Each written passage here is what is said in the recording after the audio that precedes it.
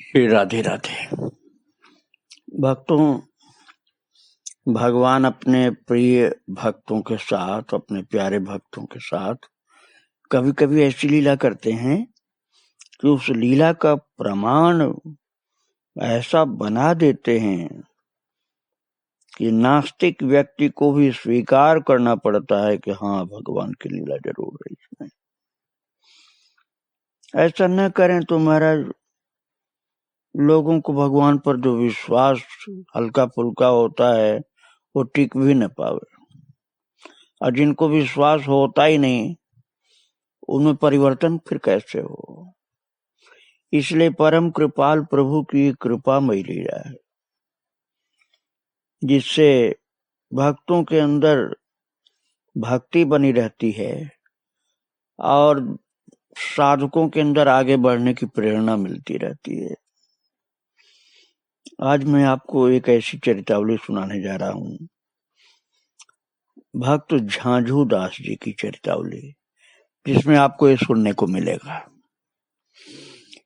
राजस्थान में जयपुर राज्य के किशनगढ़ से 6 किलोमीटर दूर हरसोली ग्राम है। और महाराज केवल आज की बात नहीं, पिछले 450 वर्षों से यहाँ हरसोली ग्राम में दशहरे के दूसरे दिन किसी वृक्ष पर एक नीलकंठ के दर्शन होते हैं, और उनके दर्शन करने दूर दूर से लोग आते हैं। और नीलकंठ के रूप में स्वयं भगवान आकर भक्तों को दर्शन देते हैं। आज कलयुग में, इस टाइम में भी स्वयं भगवान नीलकंठ के रूप में आकर भक्तों को दर्शन देते हैं। और उस प्रदेश के लोगों को पक्का विश्वास है। नए आदमी को थोड़ा सा कम विश्वास होता है, जिज्ञासा ज्यादा होती, किंतु पुराने लोगों को तो पक्का विश्वास है। नए लोगों को भी विश्वास जम जाता है जब जाकर दर्शन करते हैं। उस गांव की स्थापना के साथ नीलकंठ की भैया एक ऐसी अद्भुत कथा जुड़ी है कि उसको सुन करके भाव विभोर हो जाता आदमी। झांझू दास जी नाम के एक सिद्ध संत, उन्हीं से जुड़ी हुई ये कथा है, उस गांव की नीलकंठ वाली कथा। ये झांझू दास जी के नाम का उल्लेख स्वयं नाभाजी ने भी किया है, और एक प्रसिद्ध भक्त के रूप में किया है उनका उल्लेख। झांझू दास जी ऐसे नहीं थे कि आप उनको समझ नहीं पाएंगे, बड़े प्रसिद्ध संत के शिष्य थे। झांझू दास जी पयहारी श्री कृष्णदास बाबा के शिष्य हेमानंद जी के कृपा पात्र थे, और उनका जन्म चतुर्दश शताब्दी के उत्तर काल में उसाड़ा नामक ग्राम में हुआ था। उनके पिता का नाम था पंडित चोखाराम जी, और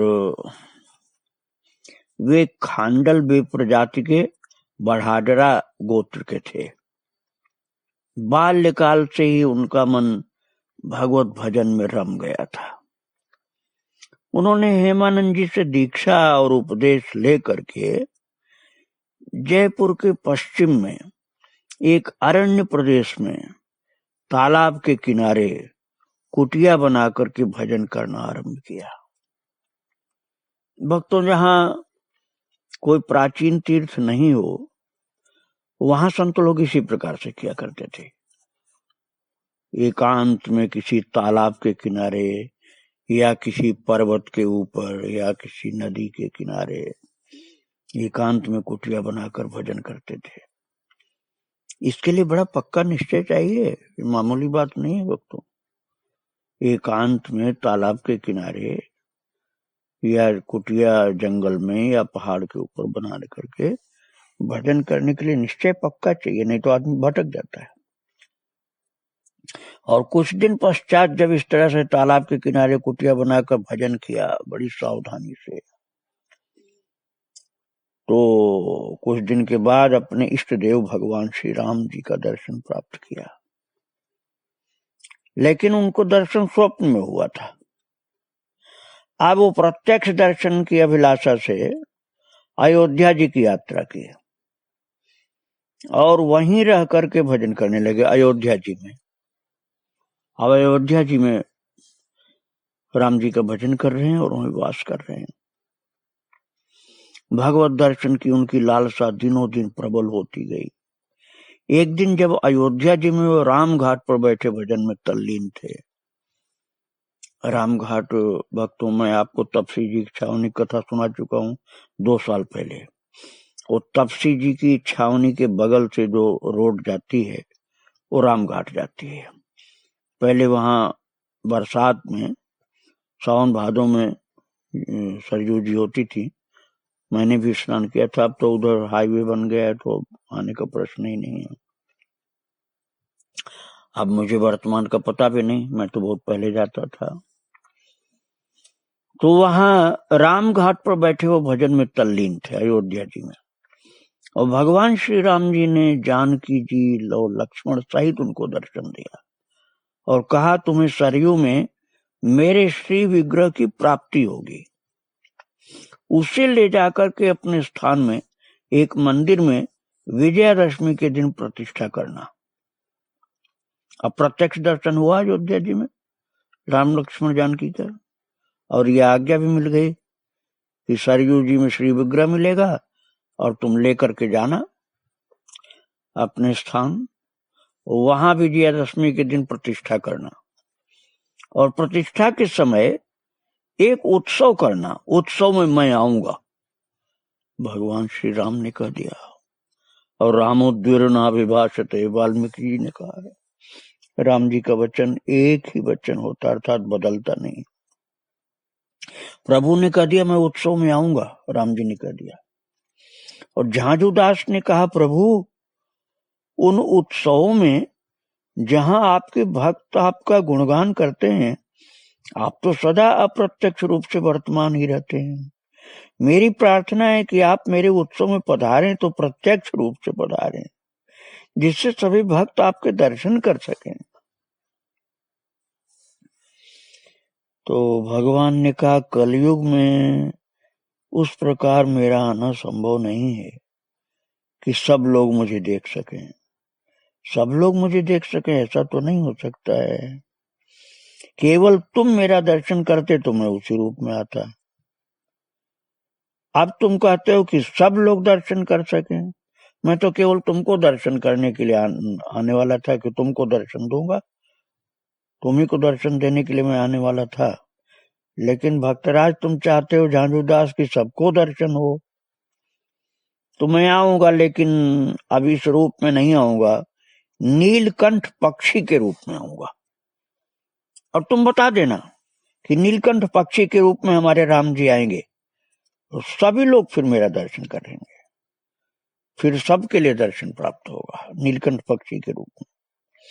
और झांझूदास जी ने तब कहा कि प्रभु तब इतनी कृपा और कर दें कि जब तक विजयादशमी के दिन मेरे स्थान पर उत्सव होता रहे, आप प्रतिवर्ष उसी रूप में पधार कर भक्तों को दर्शन दिया करें।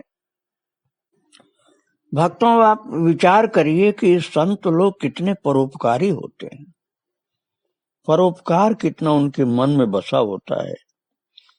झांझूदास को तो भगवान राम रूप में आकर दर्शन देने वाले थे, लेकिन उन्होंने सोचा सबका कल्याण हो, सर्वे भवन्तु सुखिनः सर्वे सन्तु निरामयाः सर्वे भद्राणि पश्यन्तु मा कश्चित् दुःखभाग् भवेत्, मा कश्चित् दुःखभाग् भवेत्। ये संत के हृदय की पुकार है भक्तों। लेकिन भगवान कहते हैं कि सबको दर्शन की पात्रता नहीं होती ना, इसलिए मैं नीलकंठ पक्षी के रूप में आऊंगा, फिर सभी लोग मेरा दर्शन करेंगे। तो अब झांझूदास जी ने कहा कि महाराज यदि आप इतनी कृपा कर रहे हैं तो इतनी कृपा और करिए कि मेरे उस स्थान पर जहां मैं प्रतिष्ठा करूंगा आपके स्वरूप की, जो सरयू जी में प्राप्त होंगे मुझको, तो वहां मेरे स्थान पर विजयादशमी के दिन मेरे स्थान पर जब तक उत्सव होता रहे, मतलब जब हर साल होगा, हर साल विजयादशमी आएगी, हर साल उत्सव होगा, तो हर साल आप उसी रूप में पधार कर भक्तों को दर्शन दिया करें, अर्थात नीलकंठ पक्षी के रूप में। हर साल आप नीलकंठ पक्षी के रूप में आए। हर साल विजयादशमी को मेरे स्थान पर उत्सव होगा, हर साल आपको आना होगा, ऐसी कृपा करिए।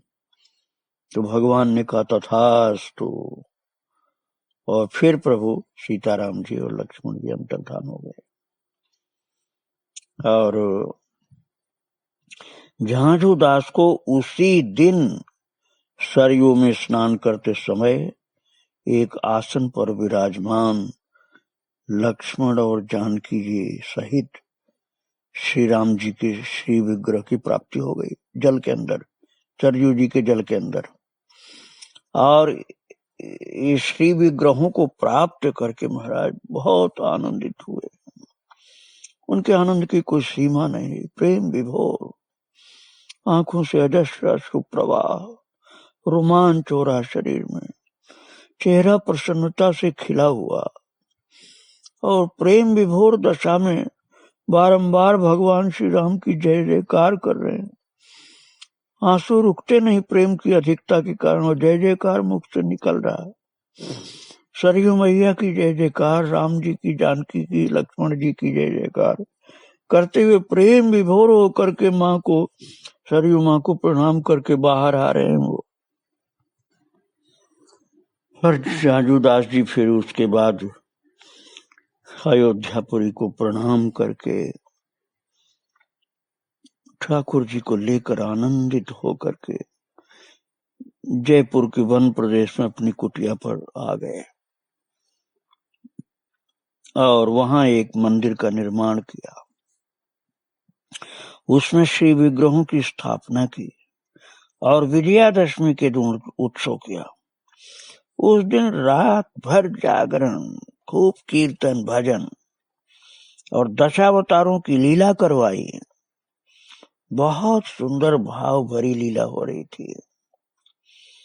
और महाराज उत्सव शेष होते होते, अर्थात उत्सव पूर्ण होते होते, एक वृक्ष पर नीलकंठ भगवान के दर्शन सब लोगों को प्राप्त हो गए महाराज, और सब हर्ष ध्वनि के साथ राम जी की जय जयकार करने लगे। नीलकंठ पक्षी के रूप में भगवान सबके सम्मुख प्रकट होकर दर्शन दे रहे। वैसे आपने नीलकंठ नाम भगवान शंकर जी का सुना होगा, लेकिन उस जगह पर तो नीलकंठ नाम भगवान राम जी का हो गया, क्योंकि भगवान राम जी ने कहा था कि मैं नीलकंठ पक्षी के रूप में आऊंगा, और प्रतिवर्ष आऊंगा विजयादशमी के दिन जब ये उत्सव हुआ करेगा। तो नीलकंठ भगवान की जय जो बोली गई वो राम जी के लिए बोली गई, और प्रेम विभोर होकर सब जय जयकार कर रहे हैं और दर्शन कर रहे हैं। और झांझू दास जी प्रति वर्ष इसी प्रकार विजयादशमी के दिन रात्रि के जागरण और दशावतारों की सुंदर लीला का अभिनय बड़े भाव से मनाते, उत्सव करते, लीला का अभिनय होता, और दूसरे दिन प्रातः काल नीलकंठ का दर्शन प्राप्त होता, और सभी को प्राप्त होता, और नीलकंठ का दर्शन करके भगवान श्री राम जी को नीलकंठ के रूप में जय जयकार करते हुए उत्सव की फिर पूर्णता हुआ करती थी। भक्तों झांझू दास जी के जीवन काल में यह उत्सव लगातार हर वर्ष इसी तरह होता रहा, लेकिन बाद में झांझू दास की कुटिया को केंद्र करके उसके चारों ओर एक ग्राम बस गया। कुछ तो मंदिर, भवन, पुजारी आदि के आवास के कुछ उस समय बने थे, लेकिन बाद में तो एक ग्राम बस गया चारों ओर, उस कुटिया के चारों तरफ। उसे हरसोली कहा गया, वही गांव जो हरसोली गांव कहलाया। वो तीर्थ हो गया भक्तों, एक संत की कृपा से। और कुटिया के सामने जो तालाब था वो तो अब तालाब नहीं रहा भक्तों। गांव के अधिकांश निवासी झांझूदास के वंशधर हैं, जो आज तक विजयादशमी को वैसा ही उत्सव मनाते आ रहे हैं 450 साल से। और उत्सव में मंच के ऊपर बारी बारी से एक एक भगवान के अवतार होते हैं, लीला की जाती है। और जो जो अवतार आते हैं उनसे संबंधित पदों का लोग खड़े होकर के गान करते हैं। बड़े जोश में, बड़े प्रेम में खूब गायन होता है भगवान के अवतारों की लीला का। और उससे संबंधित पदों का लोग खड़े खड़े गान करते हैं। सारी रात इस प्रकार से खड़े खड़े पद गान होता है और झूमते हैं लोग गा गा करके। और दूसरे दिन प्रातः तक होता जाता है इसी प्रकार से पद गायन। और तब तक होता है जब तक नीलकंठ के रूप में भगवान दर्शन नहीं देते। तब तक दर्शन प्रभु का जब मिल जाता है प्रातः काल नीलकंठ भगवान का, तब भगवान श्री राम नीलकंठ की जय जयकार होती है और पद गायन और उत्सव तब पूर्ण होता है। और झांझूदास ने कुछ पद भी लिखे थे राजस्थानी भाषा में। उन पदों को भक्त लोग बड़े प्रेम से गाते हैं। और भक्तों, संत की उस भक्ति का प्रताप आज भी वहां देखने को मिलता है। आज भी लोग हरसोली उस गांव में झांझूदास के भजन रात भर गाते हैं, लीला पद गाए जाते हैं, लीला का अभिनय होता है, लीलाएं सब भक्त लोग देखते हैं। बड़े उत्साह में रात भर जागरण होता है। और सुबह उत्सव की समाप्ति पर विजयादशमी को महाराज भगवान श्री राम जी नीलकंठ पक्षी के रूप में दर्शन देते हैं, हर साल दर्शन देते हैं।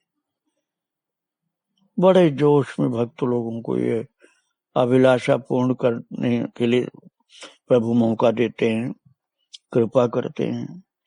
ऐसे महान संत थे झांझूदास जी, जिनकी कृपा का दर्शन आज भी भगवान श्री राम जी अपना दर्शन दे करके प्रमाणित करते रहते हैं।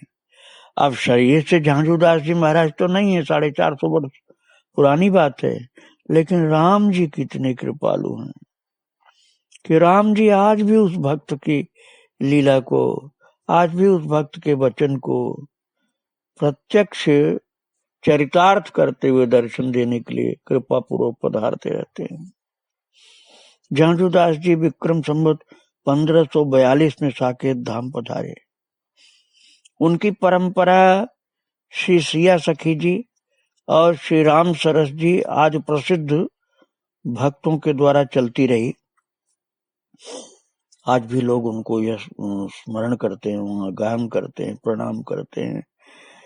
महान संत झांझूदास जी के चरणों में बारंबार प्रणाम। श्री राधे राधे, जय श्री राधे राधे।